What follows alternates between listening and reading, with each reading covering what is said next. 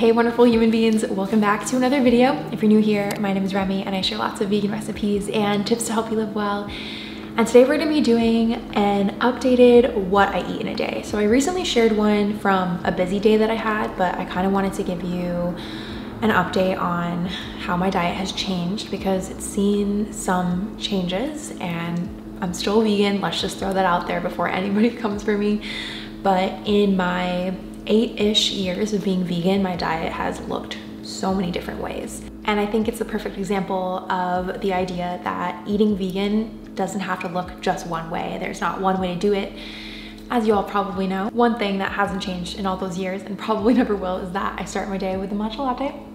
Although nowadays I do find that I will skip it if I'm feeling particularly stressed. And I feel like stress has played the biggest role in the change in the way that I eat. So as you may know, I used to be really big on breakfast. Breakfast was my favorite meal of the day, and as an early riser, it would be the meal that I would usually eat the most at because I would just be up so early and I felt like I would burn through that energy pretty quickly. Whereas now I find that sometimes I'm not even eating breakfast anymore, and it's not intentional. It's just kind of like when I naturally get hungry has gotten later and later. I think maybe a big part of that change has been just because I'm sleeping more and focusing more on that. So I'm running a little bit less on like adrenaline and that stressful energy and able to just focus on like actually digesting. And I think also eating a solid dinner and that now being kind of more of my big meal or my reliable meal means that I'm still kind of digesting and like my stomach's waking up and my appetite isn't fully there yet until a little bit later in the day. I also think that a big part of appetite is what your body gets accustomed to, and I really do think that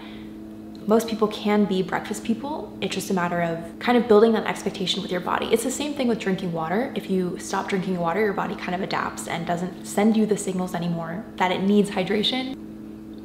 Okay, let's make some breakfast. So like I mentioned, I haven't really been eating breakfast most mornings. I feel like I just focus a little bit more on lunch and dinner, but I would like to start eating breakfast again because I feel like I have more energy, and especially when I do a workout, which I prefer to do in the morning, I really try to have breakfast so that I'm refueling. There are some things that I realize I don't really like anymore though. One of them is oatmeal. I just cannot bring myself to eat oatmeal anymore. I think when I was like a baby vegan, I just had way too much of it and now it no longer excites me. And then the other thing is smoothies. I don't think I've had a smoothie for months, and if you guys know me, I used to have a smoothie every single day. I just loved it because it was an easy way to get everything in. I've just been very cold. I feel like such an old lady explaining all this stuff, but it makes me really cold and I've been struggling with like keeping my body temperature warm, so I just really haven't been drinking smoothies. Maybe it's just the winter, but old me used to drink smoothies in the winter too. Anyway, since we're kind of easing into it, I think I'm just gonna have some fruit, and I do still eat the strawberry tops. It's just these are not organic, so I tend to not eat them when they're not organic. It's also really not strawberry season anymore, so they're not as sweet, which means the leaves I find to be a little bit more bitter. I'm gonna sprinkle on some seeds. This is a snack hack that I shared in a couple of videos. It adds a little something to the strawberries. So I'm gonna add some hemp seeds for some healthy fats. And then I'm also sprinkling on some flax meal. And then I got the most beautiful delivery from Whole Foods of just so much citrus because citrus is in season right now and I freaking love citrus. So I need to work on this bowl. And I'm just gonna have some grapefruit as well. When I was in college, I used to eat an entire grapefruit every single day. I'm gonna cut it in half this way. My mom always used to do it like this. How beautiful is that?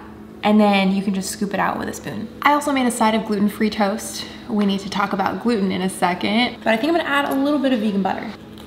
And that's breakfast.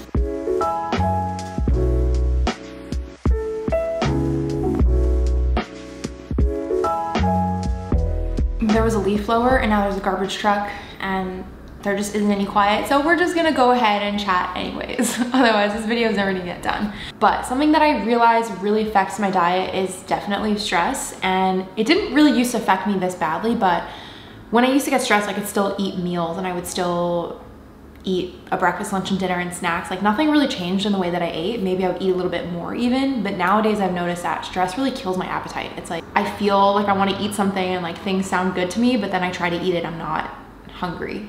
It's like there's literally no space in my stomach. It's really strange. And honestly, I have a lot of days where I'm just sitting at home on my laptop, and on those days I definitely feel like I have less of an appetite, which is normal. But I do think just as long as you're getting in what you need in a day, and that will vary day by day based on what you're doing and activity level, that it really doesn't matter all that much when you eat it or what your meals look like. So, you know, as long as you're fueling yourself enough, it doesn't really matter when in the day you put it in your body. At least that's the way that I feel. So as for gluten, and this is a question that I would get quite a lot actually, I can't eat gluten, which I'm sure you guys know. I found out a couple years ago that I really shouldn't be eating gluten.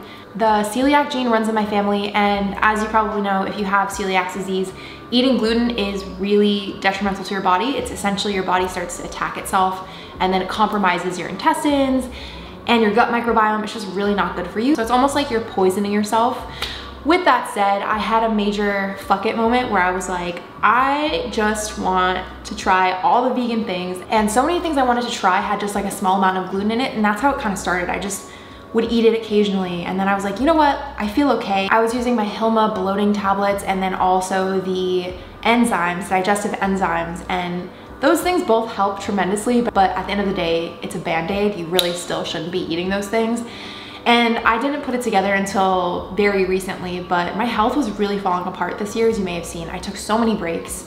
I fell really ill, not with the virus, but I was really, really ill, and I just wasn't feeling good physically, and I couldn't figure out what it was coming from. I think now I know it was a combination of stress and also physically stressing my body by eating so much gluten. Like when I tell you guys, I fell off the rails. Like I was just eating bagels, I was eating vegan croissants, I would even eat regular bread, which I knew really fucked me up. And it didn't feel good, but I guess I was just feeling like, hey, you know what, let me live a little. That's my relationship with gluten. And the reason why I don't really like to talk about it is because I know that people who have celiac disease, or people who know a thing or two about the effect that gluten can have on your body. My battery died, so we'll just pick up on the phone. That's been my relationship with gluten over the last couple of years. So the reason why I've never explicitly answered questions about, you know, do you have celiac disease? Why don't you eat gluten? I mean, it's multi-part. Eating gluten-free can absolutely just be a choice. And as long as you feel good about it and that's what you want to do, I mean, that's kind of all that matters. But at the same time, I think that it should be said that removing gluten from your diet is not necessarily inherently healthier. A lot of people take it out of their diets thinking that it's gonna be great for, I don't know, health or weight loss. That's really just not true most of the time. For example, if you compare something that is fluffy and gluten-free, you might need to add a bunch of different starches and binders and gums, and that's okay every once in a while. But if you want to think about just like simplicity and ingredients, sometimes good old sourdough bread, where the ingredient is just like one flour, can be a little bit easier to digest for some people. A lot of times these gluten-free products, because they're inherently a little bit gummier and maybe not as good as the conventional glutinous counterpart, I find that a lot of brands will just like throw in extra stuff to make it taste better. Nothing wrong with that, but again, sometimes it can be beneficial just to eat the real thing if you can. Also, it goes without saying that gluten-free products can be a little bit pricier because they are tedious to make. But I never really wanted to talk about it because I felt like I just wouldn't be able to win. On the one hand, when I did indulge in gluten every once in a while, I would get lots of messages like, you are killing yourself. What are you doing? You're setting a bad example for other people with celiac disease, even though I'd never come out and explicitly said that I had that. Or I would get people who were telling me that I wanted to just label myself gluten-free for no reason. And I'm like, look, I would never willingly not eat gluten. Like, that is not a choice that I would actively make if I didn't have a reason to. With all that said, I have been trying to actively not eat gluten because I really shouldn't be for my own personal health. And I do believe it contributed a lot to how shitty I felt and my deteriorating health over the last couple of months. And I've been feeling a lot better. So that's just kind of what I'm doing. You know, this is not medical advice, and what I do shouldn't be what you do. But I figured if I was ever gonna address it, why not in this video? About time to make lunch, and this is the meal that most often gets overlooked for me. I think it's just because it's in the middle of the day that sometimes I put very little effort into what I'm eating for lunch. But one of the things I noticed about the way that I eat now is that I kind of put more emphasis on protein and veggies. I find that when I prioritize those food groups, I feel a lot more full and satiated for longer. And I'm gonna be honest with you guys, when I first went vegan, a lot of the rhetoric around vegan food, and the pros of being vegan were that you could eat in mass quantities, and I think that was appealing for a lot of people for obvious reasons, but a lot of the times that meant you were eating foods that were less calorically dense in favor of eating like so much more volume. And truthfully, it just doesn't work for me anymore. I don't have the space in my fridge or my stomach, the time to just sit there and like keep munching, and I feel like the fullness doesn't last as long as if I were to eat something smaller in quantity, but much more dense calorically and nutritionally. Does that make sense? So I found that the easiest way to do this is just focusing on proteins. I love tofu. I've always loved tofu.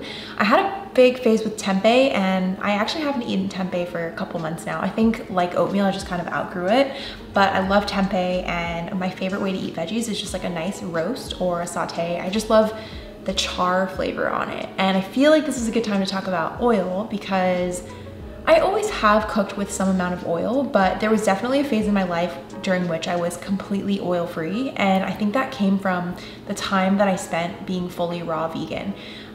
It was kind of a huge adjustment for me coming back to regular food after being raw vegan, and I do think that you can be fairly healthy, most people can be, on a raw vegan diet, but it is a lot more difficult to meet your nutritional needs. You have to be very mindful about it. And again, it goes back to like volume eating, and also just, is it sustainable as a lifestyle? For me, it wasn't, especially living in New York City where we have seasons and winter, and it just, sometimes you don't want to eat ice cream in the middle of winter, you know? So I had my phase being raw, I had my phase being oil-free, and I was never really fully salt, oil, sugar-free, although that was another phase that I feel like a lot of vegans ate in, and I think that that can be very medically healing for a lot of people. So I know that there are different reasons people eat that way now, so no disrespect, right? I too enjoy a good oil-free meal every once in a while, but it is so much less limiting when you can kind of give up the whole oil thing.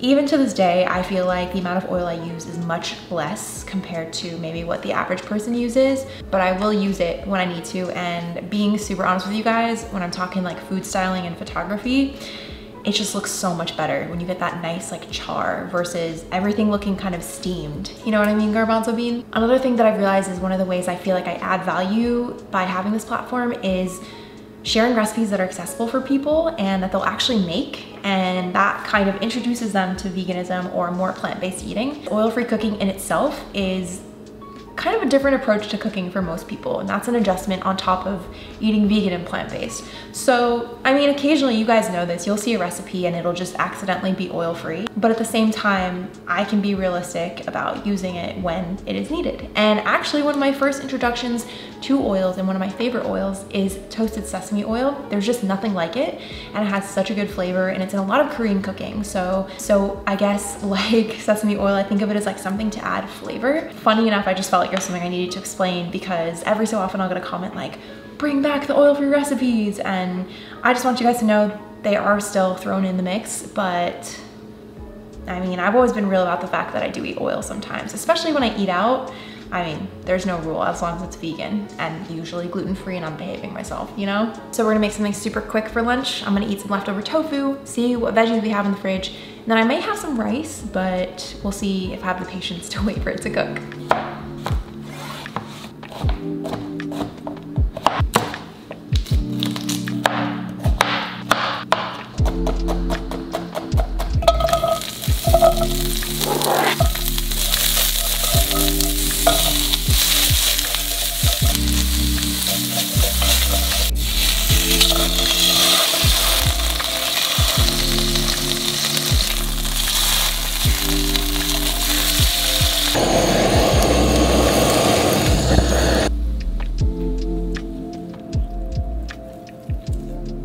Here's my lunch. I have some gochujang tofu with just some sauteed vegetables. It's broccoli, zucchini, and baby corn with some Korean chili flakes and garlic and just a touch of sesame oil to finish.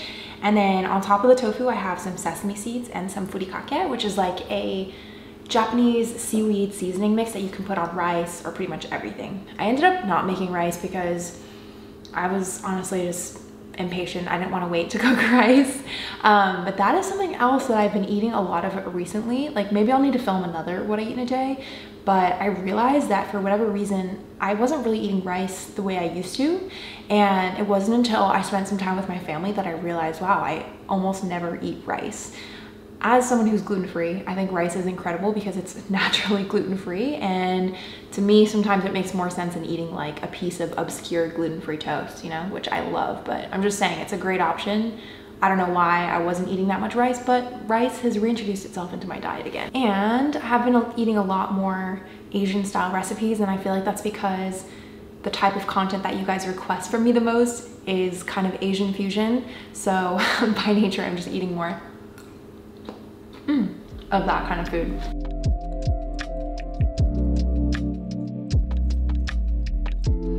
So I changed into something comfier, and I'm not gonna lie to you, the kitchen is in shambles right now.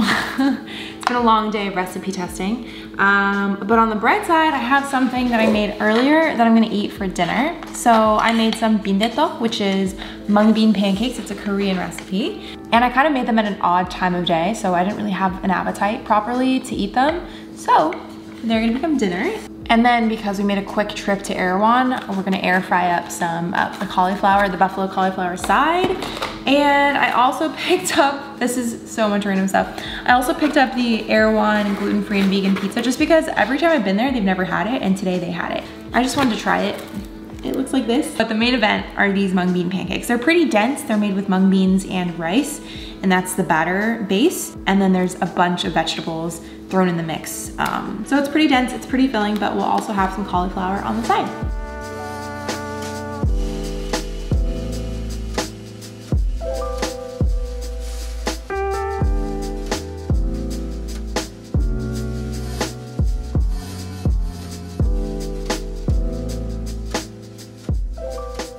So I'm having my mung bean pancake. This recipe should already be on my Instagram by the time this YouTube video is up. And then some cauliflower, and I found this pear kombucha. So yeah, that's my dinner. I'm having a little bit of dessert before bed, but one thing I feel like has been different is that I really haven't been baking much at all. Like I haven't really posted a dessert recipe in a while.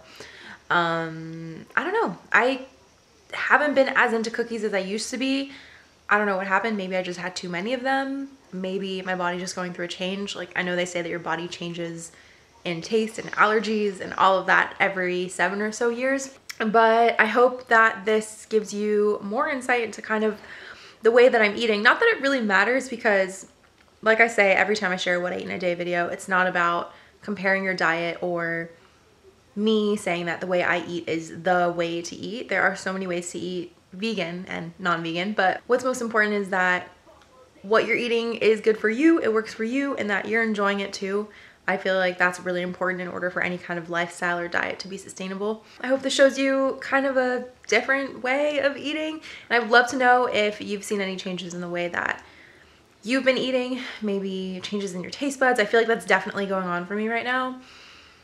But with that said, I have so many new fun recipes coming for you, and a lot of them have been requests from you guys, so that's been a lot of fun. I honestly feel like the majority of what I eat is just influenced by the recipes that I'm making at that given time. But I'm gonna finish this bliss ball, and that'll be it for today. Maybe I'll have like a sparkling water. I don't know. I do enjoy a snack after dinner, but